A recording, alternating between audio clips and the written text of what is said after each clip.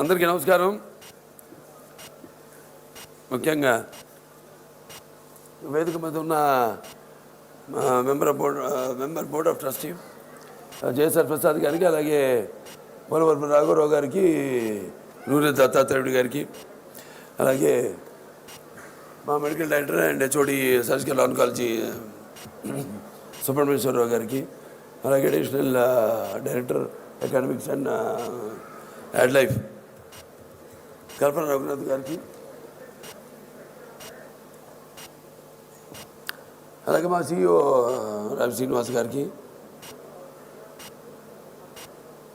Medical superintendent Balakoteswara Rao గారికి, నాగకోటేశ్వరరావు గారు, అలాగే మా సిఎఫ్ఓ అల్వార్ నారాయణన్ గారికి. నా గొంతు బాగలేదా? రేపటి మీ గొంతుని రెస్టోర్ చేసుకోవాలి. మన మధ్య ఉందిలే, మనకి ప్రోటోకాల్స్ ఉండవు, ఏముండవు. రేపు అక్కడ ప్రోటోకాల్స్ అవన్నీ ఉంటాయి. సో అందరికీ శుభ సందర్భంగా 25వ సంవత్సరం రేపు పూర్తి చేసుకోబోతున్న సందర్భంగా మనందరం ఇలా కలవడం, అలాగే ఎప్పటి నుంచో కూడా అనుకుంటూ ఉండేవాళ్ళం, కానీ అది జరగలేదు. ఎందుకంటే అందరూ అంటే నేను ఇటు షూటింగ్లు, అటు హిందూపూరు, అలాగే మన క్యాన్సర్ హాస్పిటల్ విషయంలో కూడా ఇప్పుడేమో కొత్తగా మళ్ళీ దగ్గర తులూరులో ఒక క్యాన్సర్ హాస్పిటల్, మళ్ళీ నూతన క్యాన్సర్ హాస్పిటల్ దాన్ని ప్రారంభించడం, పనులు మొదలు పెట్టడం. సో ఆ అడవుల్లో ప్రతి సంవత్సరం ఒకసారి మనందరం కలుసుకోవాలి, ఒక చైర్మన్స్ డే పెట్టుకోవాలని ఒక అనౌన్స్మెంట్ కూడా చేసాం. ఇప్పుడు అది మిగిలిపోయింది. అది ఈ సందర్భంగా నేను డిక్లేర్ చేస్తాను, ప్రొక్లమేట్ చేస్తున్నాను. ప్రతి సంవత్సరం మనం ఇలా కలుసుకుంటాం. మనందరం కష్టాలు ఉండవు, మీకు సరదాగా కలుసుకోవడం. ఎందుకంటే మీకు కష్టాలు రాకుండా చూసే బాధ్యత మా బోర్డుది. కాబట్టి సరదాగా కలుసుకోవడం. నేను ఇప్పుడు అంటుంటాను, సుబ్రహ్మణ్యేశ్వరరావు అన్నారు, ఇప్పుడు అంటుంటాను నేనని, మనంతా ఒక కుటుంబ సభ్యులమని. కాబట్టి కుటుంబ సభ్యులు మామూలు కలుసుకున్నప్పుడు రకరకాల విషయాలు మాట్లాడుకోవడం, అలాంటివి పరస్పరంగా మనం సంప్రదించుకోవడం, ఇలాంటివి ఒక కుటుంబంలో, ఉమ్మడి కుటుంబంలో జరిగే విషయాలు మనం కూడా అలాగే ఆ అనుభూతిని పొందుతామని ఈ సందర్భంగా మీ అందరూ తెలియజేసుకోవడానికి చాలా సంతోషపడుతున్నాను. అలాగే ప్రసాద్ గారు చెప్పారు, ఎప్పుడో ఆయన మాట్లాడేటప్పుడు, ఎప్పుడో అందరూ భోజనం కోసం ఎదురు చూస్తున్నారు, భోజనాల కోసం. ఇవాళ నేను చెప్పుకోవాల్సింది ఏం లేదు, అంతా నేను చెప్పాలనుకుంది కాదు అని చెప్పేస్తారని తెలుసు. నా బాధ్యత తగ్గించారు. నేను చెప్పుకోగలిగింది ఒకటే, వాగర్తావు సంప్రతో వాగరత ప్రతిపత్తే జగత పితరు అందే పార్వతీ పరమేశ్వరం. మాతృపార్థన నా గాయత్ర పరమంతరం నమాతు పరదేవత నారే పరతస్త్రాత నానృతాత్మాతకం పరం. పితృప్రార్థన యస్మా పార్థివత ప్రాతుర్భూతన భక్తి గుణ సంతున మాంసే సహస్రం తస్మై సర్వజ్ఞమూర్తి పిత్రే. ఎందుకంటే క్యాన్సర్ విషయం కంటే మనం ఇంకా చర్చించుకోవాల్సింది. ఇప్పుడు అన్నాను, ముందు ఇంకా మనం ఇలాగే కలుసుకుందాం, 10 సంవత్సరం ఒకసారి కలుసుకుందామని. ఎందుకంటే యువతరానికి ప్రతినిధులు, నవతరానికి నాయకులు, భావితరానికి భారతదేశం మహాశక్తి అనే యువత, ముఖ్యంగా వాళ్ళు జల్లవాలి బాగా. మన ఓ సినిమా తీసాం, అఖండ తాండవం. అది మన సనాతన హైందవ ధర్మం గురించి తీసాం. ఆయన అన్నారు, నూనె దత్తాత్రేయుడు గారు, బీబీ అండ్ ఏపీ అని. నేను అసలు గౌతబుద్ధ శాతకర్ణి సినిమా చేసింది నేను. అసలు మన తెలుగు కాలమాన పట్టిక మొదలైందే శాతమాను వాళ్ళతోనే, శాతకర్ణితోనే. So thank you sir. ఆ సినిమా కూడా చేయడం నా పూర్వజన్మ సుకృతంగా భావిస్తాను. ప్రతి సినిమా కూడా, ఏది చేసినా కూడా ఒక ఫస్ట్ సైంటిఫిక్ ఫిక్షన్ అయితేనేమి, ఆఫ్ ఇండియన్ ఫిల్మ్ ఇండస్ట్రీ అయితేనేమి, లేకపోతే రకరకాల నేపథ్యాల్లో సినిమాలు చేయడం అయితేనేమి, పౌరాణికాలు అయితేనేమి, అంటుంటా వయసుకు ఇస్ జస్ట్ ఏ నంబర్, అందరూ అంతే. ఇక్కడ నేను నాకే వర్తించదు అది. ఇక్కడ వేదిక మీద ఉన్న వాళ్ళందరూ కూడా, నా ముందున్న మీరందరూ కూడా అది వర్తించదు. ఎందుకంటే వయసుతో పని లేకుండా, శ్రమను అనుకోకుండా బాధ్యతగా మీ అందరి కర్తవ్యాల్ని నిర్వహిస్తున్న ప్రతి ఒక్కరు ఇవాళ మొదటి రోజు నేను ఎప్పుడైతే నాకు ముందు చాలామంది ఉన్నారు chairmans, founder chairman Kodela Sivaprasad గారు, అలాగే కాకర్ల సుబ్బారావు గారు, ఆ తర్వాత వెంకటేశ్వర్లు గారు, ఆ తర్వాత నేను 15 సంవత్సరాలు అయింది నేను చైర్మన్గా ఈ బాధ్యతలు స్వీకరించి.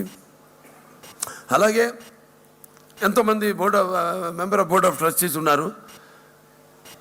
అక్కడ మొదటి నుంచి మనం చూసుకుంటే మా నామనాగేశ్వర చూడండి, లేకపోతే మా మోడీ గారు, లేకపోతే మా పిసి రెడ్డి గారు, అలాగే ఇంకెంతమంది మెంబర్స్, వాళ్ళందరూ కూడా ఎంతో కష్టపడి ఆసుపత్రిని బీబీ వరకు తీసుకొచ్చారు.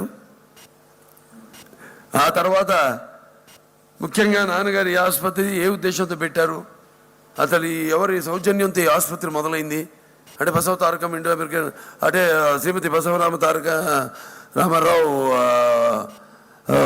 మెమోరియల్ క్యాన్సర్ ఫౌండేషన్, అలాగే ఇండియన్ అమెరికన్ క్యాన్సర్ ఆర్గనైజేషన్ సౌజన్యంతో ఈ ఆసుపత్రి ఆనాడు మొదలైంది. మరి ఆనాడు ఆయన యొక్క ఏదైతే విజన్ ఉందో, దూరదృష్టి ఉందో, దాన్ని అందరూ గమనించి ఎంతోమంది ఇక్కడ భారతీయులు కానీ, మన తెలుగు వాళ్ళు కానివ్వండి, లేకపోతే ప్రవాస తెలుగువారు అయితేనేమి, అందరూ కూడా వాళ్ళు ముందుకొచ్చి ఈ ఆసుపత్రిని ఆర్థికంగా వాళ్ళు సహాయ సహకారాలు అందించడం జరిగింది. అలాగే ఈరోజు ఈ ఆసుపత్రి ఈ స్థాయికి చేరుకోవడానికి కూడా ఎంతోమంది దాతలు, ఇందాక నూరు దత్తారెడ్డి గారు చెప్పారు, పిఎం రామచంద్రరావు గారు లాంటి ఇప్పుడు ఇవాళ ఆయన కూడా 1 కోటి రూపాయలు మనం ఆసుపత్రికి ఇస్తున్నారు. అలాగే రికరింగ్ దాతలు ఉన్నారు మనకి, రాజుగారు లాంటి వారు. ప్రతి ఏ సందర్భం జరిగినా అది ఒక నాన్నగారి జయంతి కానివ్వండి, లేకపోతే వర్ధంతి కానివ్వండి, లేకపోతే ఇలాంటి కార్యక్రమాలు ఏం జరిగినా కూడా ప్రతిసారికి 1,00,000 రూపాయలు. ఎంత ఇచ్చానన్నది కాదు, ఇక్కడ ఎవరెంత ఇచ్చారన్నది కాదు. ఇప్పుడు నా ఫ్యానే ఉన్నాడు మోతిలాల్ కర్నూలు, మొన్న ఫస్ట్ కాంట్రిబ్యూషన్ అతను ఇచ్చాడు మన తుళ్ళూరు హాస్పిటల్కి 10,000 రూపాయలు. నాకు గర్వంగా ఉంది. ఎటువంటి అంటే ఒక కుటుంబం అంటే కేవలం కుటుంబం అంటే ఈ క్యాన్సర్ హాస్పిటల్ కుటుంబమే కాదు, సమాజంలో నా అభిమానులు అయితేనేమి, అలాగే ఒక ఎమ్మెల్యేగా నా హిందూపుర ప్రజలు అయితేనేమి, అందరూ కూడా ఇంత పెద్ద కుటుంబం నాకు ఆ భగవంతుడు ప్రసాదించినందుకు, ఆ పుణ్య దంపతులకు బిడ్డగా పుట్టినందుకు ఆ భగవంతుడికి నా కృతజ్ఞతలు తెలియజేసుకుంటున్నాను. అలాగే ఎంతోమంది నేను చెప్పినట్టు ఫిలాంథ్రఫిస్టులు కావచ్చు, లేకపోతే దాతలు, వాళ్ళందరూ కూడా ముందుకు వచ్చి, అలాగే డాక్టర్ దాంతోపాటు ఈ ఆసుపత్రి దాంతోపాటు ఎంతోమంది సర్జికల్, అడిగే మెడికల్, దాని తర్వాత రేడియేషన్ ఆన్కాలజిస్ట్ అయితేనేమి, లేకపోతే పెథాలజిస్ట్, రేడియాలజిస్ట్, న్యూక్లియర్ మెడిసిన్ అయితేనేమి, లేకపోతే మెడిసిన్ ఫిజిక్స్ అయితేనేమి, టెక్నీషియన్స్ అయితేనేమి, అలాగే ఒక రీసెర్చ్ అండ్ డెవలప్మెంట్ భాగం, అది కూడా ఆనాడు ఏదైతే నాన్నగారు అమ్మగారు ఒక ఆశయం, అది ఆ కళను నిజం చేశారో, ఏదైతే ఆయన తక్కువ ధరకి క్యాన్సర్ వైద్యాన్ని అందించాలని, అలాగే అంతర్జాతీయ ప్రమాణాలతో ఈ ఆసుపత్రి అందరికీ ఈ వైద్యాన్ని అందించాలని, మరి ఆనాడు ఆసుపత్రి మొదలైందంటే ఆ రోజు ట్రస్ట్ హాస్పిటల్ అయినా సరే, first hospital in South East Asia 6 linear యాక్సిలరేటర్స్తో మొదలైంది. ఆ తర్వాత NOVLS-TX radio surgery, rapid arc with precise treatment with millimetre precision, అలాగే పెట్ స్కాన్ అయితేనేమి, లేకపోతే డిజిటల్ మ్యామోగ్రఫీ అయితేనేమి, ఇంట్రా ఆపరేషన్ రేడియేషన్ సిస్టమ్ అయితేనేమి, దాని తర్వాత డ్యూయల్ మోడ్ లేజర్ సిస్టము, దాని తర్వాత రేడియో ఫ్రీక్వెన్సీ యాబిలేషన్ సిస్టము, దాని తర్వాత న్యూ గామా డిటెక్షన్ సిస్టము, దాని తర్వాత హై డెఫినేషన్ లాప్రోస్కోపిక్స్ అసలు ప్రపంచంలో అందరికంటే ఈ దేశంలోనే ఎక్కువ లాప్రోస్కోపిక్ ఆపరేషన్స్ చేసేది మన ఆసుపత్రి. ఇలాంటివి ఎన్నో మనం సాధించాం. ఆ తర్వాత జనం యొక్క అవగాహన వాళ్ళకి అందించాలి. మనం వాళ్ళలో కూడా ఎంతో అవగాహన కలిపి వస్తుంది.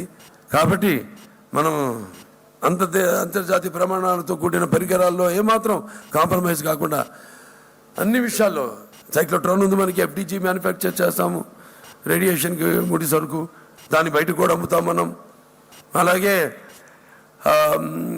రోబోటిక్ సర్జరీ అయితేనేమి, ఇట్లా అన్నిటినీ ఎలక్ట్రా దాన్ని మనం అప్గ్రేడ్ చేసుకుంటూ వెళ్తున్నాము. అలాగే ఇప్పుడు తుళ్ళూరులో ఆసుపత్రిని మొదలు పెట్టబోతున్నాము.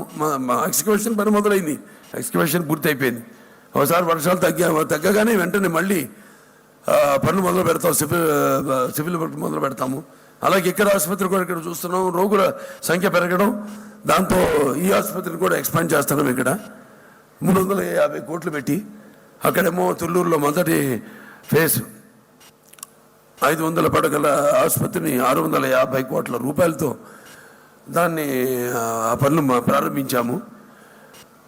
నేను ఒకటే అంటాను, ఈ ఆసుపత్రి అప్పుడు క్యాన్సర్ హాస్పిటల్కి మీద ఇంత అవగాహన లేదు, లేకపోతే అప్పుడు ఇది పెద్ద ప్రాధాన్యమైన జబ్బు కాదప్పుడది.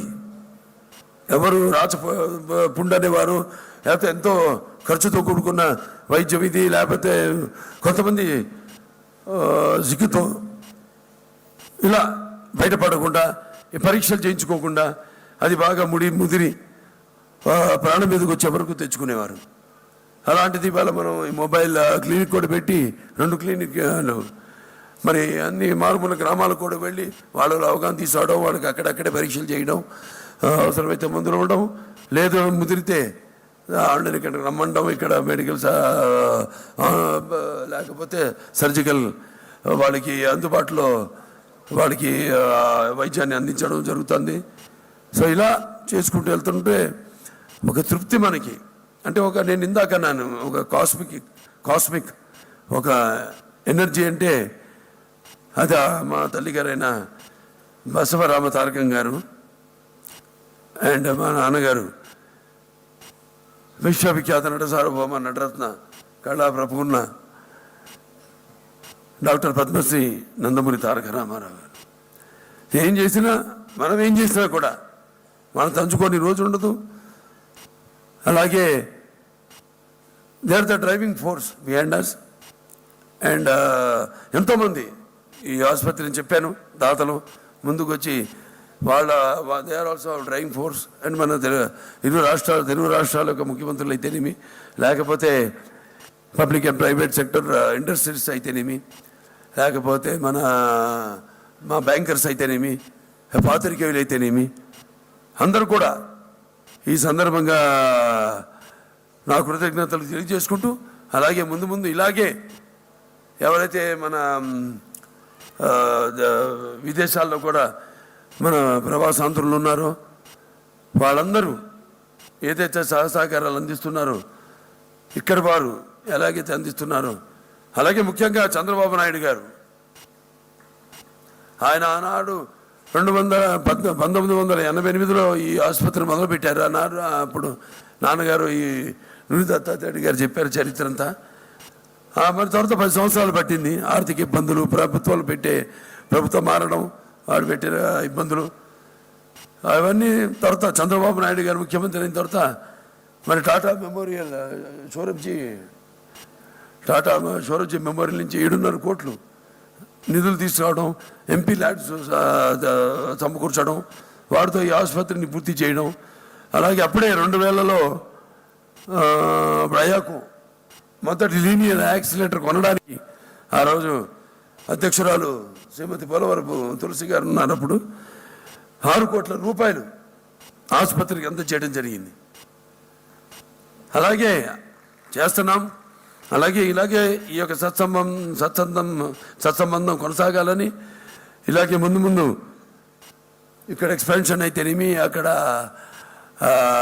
తుళ్ళూరులో కడుతున్న ఈ కొత్త ఆసుపత్రిని అయితేనేమి అనుకున్నట్టుగానే పూర్తవుతాయి. నాకు అందరి సహాయ సహకారాలతో అన్న ఒక విశ్వాసం అనే దానికంటే కూడా అయ్యి తీరుతుంది అని ఘంటాపథంగా చెప్తూ మరొకసారి ఈ యొక్క ఆసుపత్రి కోసం అహర్నిశలు కృషి చేసిన ఆసుపత్రి ఇన్సెప్షన్ నుంచి కూడా కల్పన గారు ఉన్నారు, ఇక్కడ సుశీల్ గారు ఉన్నారు, పెథాలజీ హెచ్ఓడి, అలాగే 25 సంవత్సరాలు దాటిన వాళ్ళు ఉన్నారు.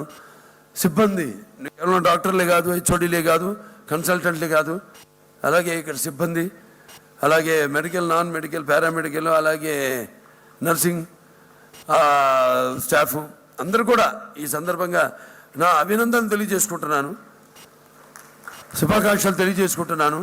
మరి ఆనాడు డిఎన్ఎం కోర్సులు ఆ రోజు నర్సింగ్ డాక్టర్లు వాళ్ళ బాధ్యత వాళ్ళు నిర్వహిస్తే the back bone of the hospital is the nursing department. మరి ఆనాడు ముందు చూపుతోనే ఆ కొరత వస్తుందని ముందు చూపుతోనే ఆనాడు మరి 2003లో కాలేజ్ ఆఫ్ నర్సింగ్, 2006లో స్కూల్ ఆఫ్ నర్సింగ్ ప్రారంభించడం జరిగింది. అలాగే ఆ తర్వాత డిఎన్ఎం కోర్సులు, సో అదే మెడికల్ ఆన్కాలజీ కావచ్చు, సో రేడియేషన్ ఆన్కాలజీ కావచ్చు, రేడియోథెరపీ కావచ్చు, రేడియేషన్ కావచ్చు, న్యూక్లియర్ మెడిసిన్ కావచ్చు, పెథాలజీ కావచ్చు, పాలియేటివ్ కేర్ కావచ్చు, ఇవన్నీ కూడా డిఎన్ఎం కోర్సెస్ అకాడమిక్స్ మనం నడపగలుగుతున్నాం.